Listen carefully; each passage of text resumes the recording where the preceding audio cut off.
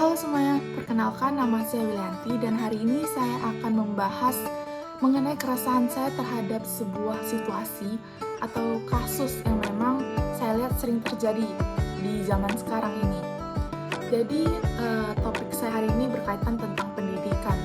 Namun bukan pendidikan secara teori, namun lebih ke pendidikan secara karakteristik, jadi pendidikan karakter. Nah, saya pernah membaca sebuah artikel tentang pendidikan karakter. Jadi judulnya itu Marak Kasus Perundungan, Konsep Pendidikan Karakter di Indonesia Masih Rapuh. Jadi di artikel ini dia menyebutkan tentang kasus-kasus perundungan yang memang lumayan sering terjadi di sekolah-sekolah di Indonesia. Hal itu mungkin biar kita lebih spesifik, bahkan di sekolah kita sendiri juga pasti ada. Namun yang sering saya lihat di sekolah YOS itu lebih banyak perundungan secara verbal. Kan kita tahu bahwa perundungan itu ada banyak jenisnya. Jadi di YOS saya rasa memang untuk fisik tidak begitu terlihat atau tidak terjadi, namun secara verbal itu banyak. Jadi di sini di artikel ini sendiri dia menjelaskan tentang perundungan kasus-kasus tersebut yang terjadi di seluruh daerah di Indonesia. Jadi secara keseluruhan memang lumayan banyak.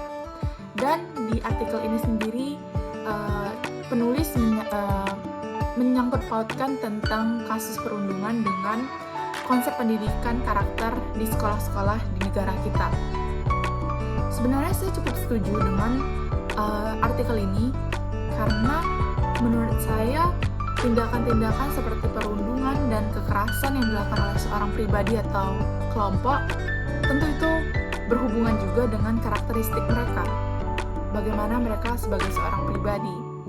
Nah, jadi kalau kita membahas kasus perundungan di sekolah dan lingkungan remaja, tentu pendidikan di sekolah, pendidikan karakter terutama itu sangat berperan aktif dalam membangun karakteristik pelajar-pelajar yang baik. Nah, di sini dari situasi tersebut tentang perundungan dan kasus kekerasan yang bisa terlihat memang masih sering terjadi di sekolah-sekolah di Indonesia, mungkin ada beberapa solusi yang saya dapat berikan.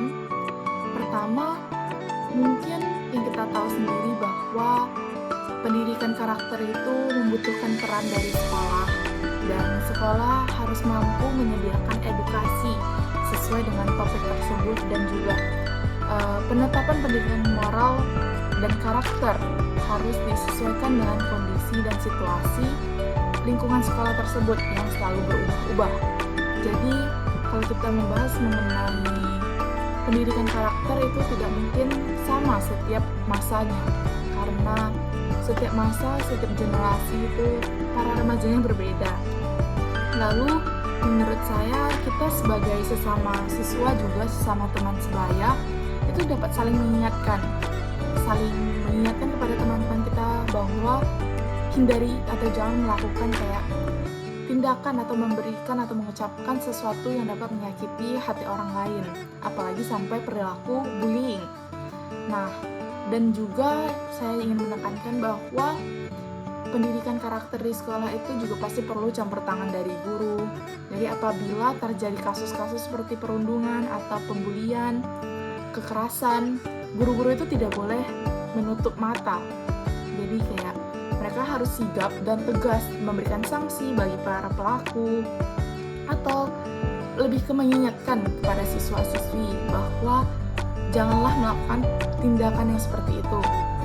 Nah, namun kita balik lagi bahwa pendidikan karakter itu membahas tentang karakteristik kita sebagai seorang pribadi. Nah, ketika kita membahas sifat pribadi, sikap pribadi, tentu kesadaran diri itu paling penting. Itu poin paling penting, di mana kita sebagai remaja, kita sebagai para pelajar harus sadar bahwa tindakan seperti bullying, tindakan kekerasan terhadap sesama itu bukanlah hal yang patut untuk dilakukan. Jadi kesadaran diri itu poin yang paling penting. Lalu solusi lain mungkin sekolah sendiri bisa menerapkan program-program edukasi seperti yang sudah pernah dilakukan seperti P5. Contoh contohnya P5 dengan topik kebersamaan, P5 dengan topik toleransi, tentu dapat meningkatkan karakteristik dan juga membangun karakteristik siswa yang lebih baik. Lalu harapan saya sendiri untuk kedepannya, semoga semua kasus-kasus perundungan, kasus-kasus kekerasan di sekolah juga bisa berkurang, karena saya tahu bahwa kasus-kasus seperti ini tidak mungkin hilang sepenuhnya. Lalu kita sebagai pribadi, kita harus meningkatkan kesadaran diri kita sendiri. Kita harus belajar bagaimana untuk menciptakan pribadi yang lebih baik. Jadi walaupun kita akan diberikan pendampingan oleh orang-orang lain, tapi kesadaran diri itu adalah hal yang paling penting. Sekian dari video saya, terima kasih telah mendengarkan.